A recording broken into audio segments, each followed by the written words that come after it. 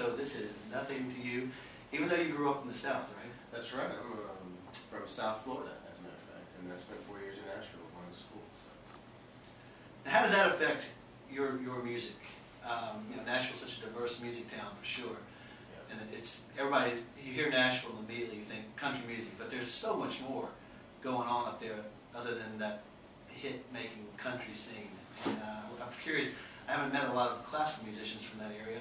A lot of singer-songwriters and alternative acts. But how did you enjoy the town, and how did it affect your music? Well, that's interesting, and I don't even really consider myself a classical musician, so I appreciate that. And you know, every day in Nashville, there's a Christmas record being recorded, usually involving a gospel choir and other jazz musicians. And that was the first thing that I learned trying to make a living as a musician.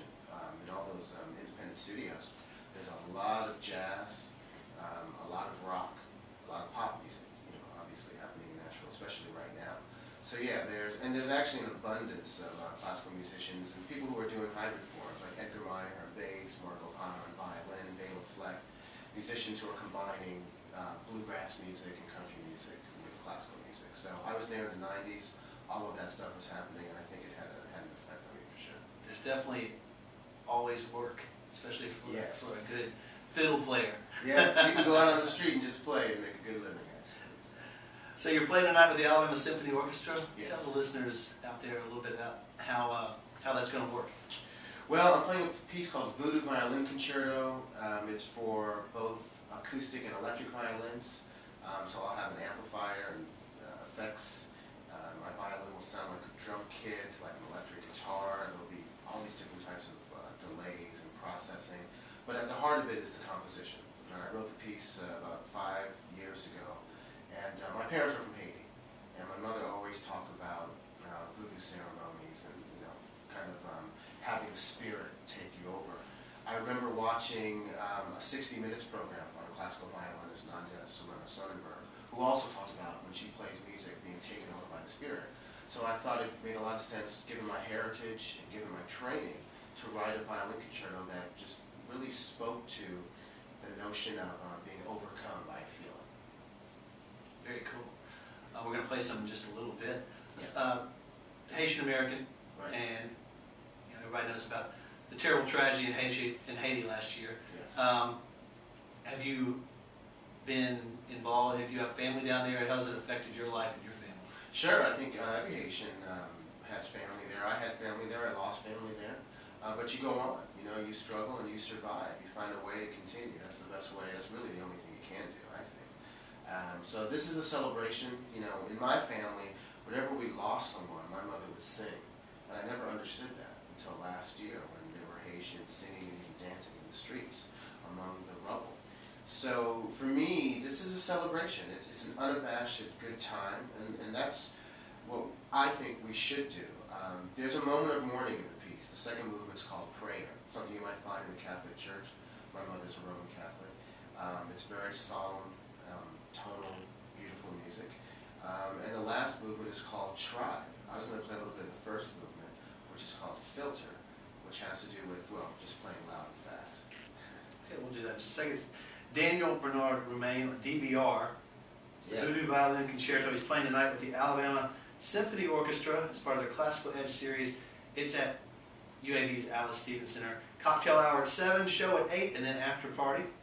It's going to be a good time. It's going to be a really good time, really good time. Have you enjoyed working with Justin and the orchestra? There's this giant fly that's been in the studio since 6 o'clock this morning. It will not leave this room. The door's open, fly. Go away. It's huge. I mean, it's like the size of my hand. It's scaring the heck out of me. Yeah, I'm wondering it's going to It's right there. It's on this mic stand right here. See, now I feel an affection for it. I can't swat it. It's got to live. Oh, I'm not going to swat it because I'm afraid it's going to punch me in the face if I do. All right, let's get back to the question. Justin's such an interesting guy. Yeah, but actually there's a guest conductor tonight. Oh, okay. Yeah, Michael Morgan, who's wonderful. Justin is amazing, by the way. I know so much. I've learned and I know so much about him. But Michael Morgan, okay. Who conducts out in California, Oakland East Bay Symphony, is the guest conductor tonight. He's been wonderful, and the orchestra is outstanding. Let me tell you something. I've worked with a lot of different orchestras. This orchestra has rhythm, and soul, and spirit. Sometimes we sound like a rock band with a drum kit. a lot of percussion in my piece, and in the best sense, that's what's supposed to happen. That at a certain point, we're not an orchestra, we're a band jamming together amongst friends. And that's what it feels like. And I can't say enough about this orchestra and how flexible they are. And they feel deeply, and they can do just about anything. I tell people all the time we have a world-class orchestra that probably doesn't get the recognition it deserves, which happens a lot in orchestra circles, I do believe. Right. That's right. But every time I go see them, I'm amazed at how incredible they are. Sure. So. Yeah. Well, the recognition will come, and I also think that the entire program that's been put together is really outstanding. There's pieces by other Adolphus Hailstork, Michael Abels, a lot of African-American music. There's wonderful singing by a very young chorus that I heard. So the whole program is really something for the whole family. It's one of the few concerts where, whether you're 7 or 70, you can come sit next to each other, have a communal experience, and an important time, and a great time as well. You sold me. Let's hear some of it. What are we going to have? I'm going to play a little bit of Filter, which has to do with Paganini, that Italian virtuoso, and Prince, that Minneapolis genius.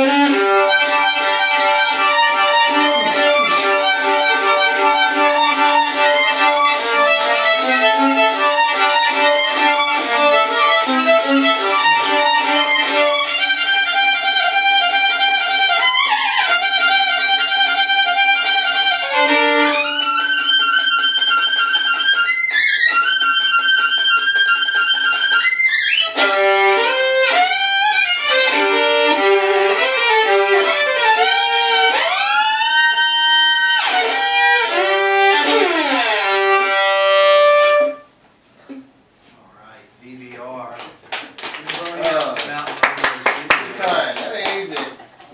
Hey, Paganini meets Prince. Yeah. I like your style, man. I like your style. Thank you. That's what it's all about. Daniel Bernard Roumain tonight, Voodoo Violin Concerto at the Classical Edge Series with the Alabama Symphony Orchestra. 7 o'clock, we're going to have cocktails, 8 o'clock show, and then a little after party following where you can meet the artist, hang out. Thanks for coming by, man. It's great to meet you. Hey, thank you, man. I'm loving what you're doing, man. This is really, really important. You know, your whole universe here is really important. I'm a big fan and supporter.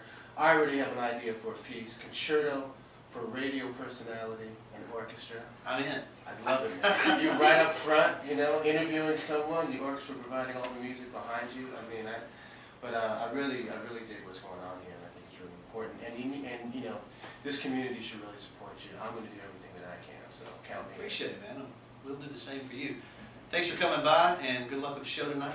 Thank you, brother. Daniel Bernard Roumain on Bham Mountain Radio. The Morning Blend with Reg. Let's do some Band of Horses, getting back into the music. This one's called Dilly, and it's on The Morning Blend with Reg on Bham Mountain Radio.